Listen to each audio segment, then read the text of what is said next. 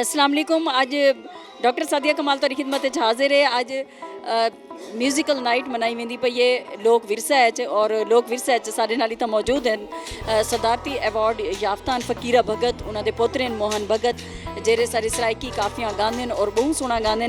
रोहित तो खास तौर पर तशरीफ गेना इन्होंने को पुछूं कि सराइकी को इन्होंने इन्होंने खानदान ने सारे ने इन्हें को गाए और वो किवें महसूस करेंदे और ख़ास तौर पर जेडे काफिया हैं अपने इलाके दे कल्चर और सकाफत को जी तरह से इन्होंने प्रमोट किया है। उनके बाद जोड़ा है ना ये अगू तो इनके बारे क्या सोचेंदे। अस्सलाम वालेकुम मोहन भगत। वालेकुम सलाम। क्या हाल है तुहाडा? जी शुक्र अल्लाह दा करम। मोहन भगत थोड़ा जा अपना तारुफ करवा रहे सो कि तुहाडा ताल्लुक और क्या है, और तुसा कढ़ण तो गावण शुरू किया उवें तो तुसा घुट्टी च गिनते शुरू थे?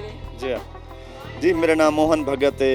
मैं मेरा जरा जन्म है चोलिस्तानी लोक फनकार सदारती अवार्ड याफ्ता फकीरा भगत के घर थिया। तो मैं कम से कम 20 साल तो मुसलसल गाना पिया वाले की वफात के बाद। तो ये लोक विरसा जो सकाफती मेला है तो ये जी जुड़त है साड़ी कम से कम 30 साल की दूसरे नस्लों की है। मेरे वालिद मेरे चाचा मैं असा गांधिया तो लोक विरसा की ये भी आज़ाद साको हासिल है। लोक विरसे तरफों मेरा वालिद एक दफ़ा लंदन में गया, एक दफ़ा सेंट गवर्नमेंट के तावन नाल गया, वफाक दे नाल गया, एक दफ़ा लोक विरसा की वजह नाल कोशिश नाल गया। अच्छा तुसा मोहन भगत वो ठीक है कि बाहरले मुल्क भी तुसा भी ते तुहाडा खानदान भी वेंदा रह गए गांदा रह गए, लेकिन ये दसे सो कि तुसा बाकायदा तौर पर तरबियत कित्थों कीती अपने वालिद तू चाचे तू किन्ना किन्ना तू कीती और किवें इत्थे तक आई? जी बाकायदा तरबियत जिन्हें मैं अपने वालिद को दी, उन्होंने बाद उन्होंने वफात के बाद मैं वालिद साहब के उस्ताद मरहूम आरू भगत साहब को मैं फन सीखा। तुसा सराइकी रीजन तो हेवे, सराइकी रीजन दे केड़े इलाके तो हेवे तुसा? जी असा सराइकी तहसील लियाकतपुर ज़िला रमीर खान चोलिस्तान झोक फरीद तू, यानी कि असा जो बेसिकली ज़ाती घर है अपना चोलिस्तान दे कम से कम रोही दे 1100 साल पहले तो रहिंदे पे सी।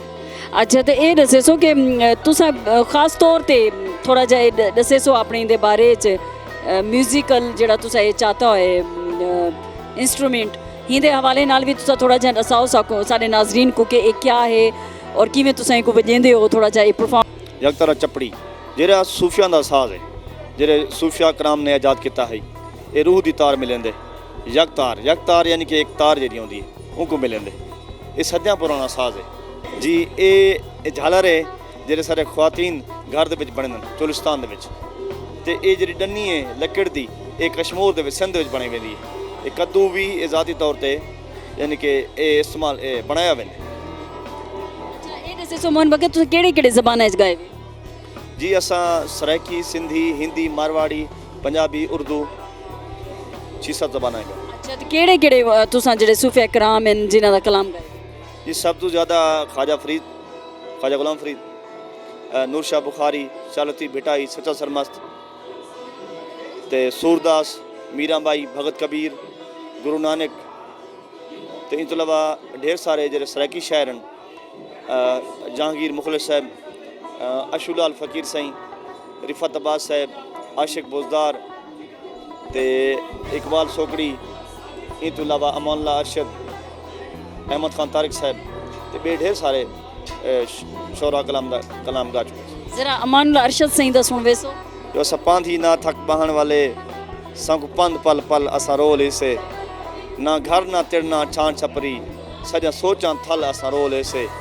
असा कई दी कहिंदे ख्वाबां विच निस्ते वलदे वल असा रोल इसे। सारा थी ते अरशद रोल वैसी सारे नाल ना रल असा रोल इसे। अच्छा ये दसो सब को केरी ज़्यादा तुहाडी काफ़ी गई हुई पसंद की? जी मेरे काफियां भी गाए हैं सराइकी ज़बान दे विच, चोलिस्तानी गीत भी बड़े मशहूर थे। तो सिंध जी गौरमेंट है या सिंध दे विच खास कर साको कंवर भगत के हवाले सॾिया वेंदे।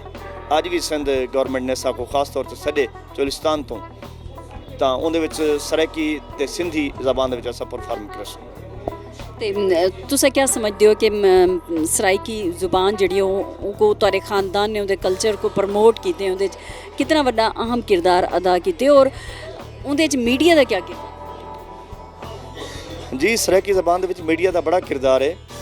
अज तू मैं दसा जो मेरा वालिद कम से कम 30-35 साल शुरुआत की, 35-40 साल पहले शुरुआत की रेडियो पाकिस्तान तो। सब तो वड्डा धरती ते सब तो वड्डा रेडियो पाकिस्तान का किरदार है। रेडियो पाकिस्तान बहावलपुर होवे, रेडियो पाकिस्तान मुल्तान होवे, इनका बहुत वड्डा किरदार है। जो नायाब आवाज़ा 40 साल 50 साल पहले जो मौजूद पिन तो रेडियो पाकिस्तान की वजह तो पिन। उनके अलावा मीडिया का सारा किरदार है। अखबारात जोक अखबार थी गई, लहू दरजा साहब थी गए, बे जिमें जिमें सरायकी दानिशवर ने उन्होंने अपने पौड़ी बा पौड़ी प्रमोट किया सर। अच्छा ये दसे सो कि तुसा केड़ी काफ़ी ज़्यादा गई है वो साकू सारे ज़रा थोड़ी जी गा ते सुनवे जी। ढेर सारे मैं कारी साहब की 150 काफ़ी गई है, 150 काफ़ी गई है। शमीम वारफ कुरैशी साहब के कलाम ही गाए तो ब्याह में ढेर सारे। मैं तो शमीम वारफ कुरैशी साहब का कलाम सुनने थोड़ा जा। असां खल्क को रोज़ सलाम किते, असां रब दे नाल कलाम किते। असां खल्क को रोज़ सलाम किते, असां रब दे नाल कलाम किते। रब कोठे विच रब साली विच, रब घोट कुआर दा गाली विच, रब काने कहीं टाली विच, रब साडे वण विसराम किते। असां खल्क को रोज़ सलाम किते, असां रब दे नाल कलाम किते। अच्छा मोहन भगत हुण तुसां क्या सोचते हो अगू ते क्या मुस्तकबिल है साडे जेड़े हैं फनकार हैं उन्हां दे वास्ते और क्या सजेस्ट? जी मुस्तकबिल जरा है असारी भी सोच ही है।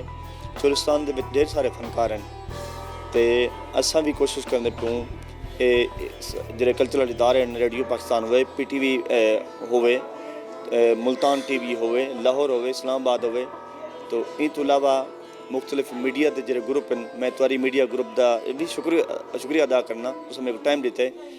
तो गाल है जो मेरे वालिद को 11 साल बाद यानी कि सदारती अवार्ड मिला।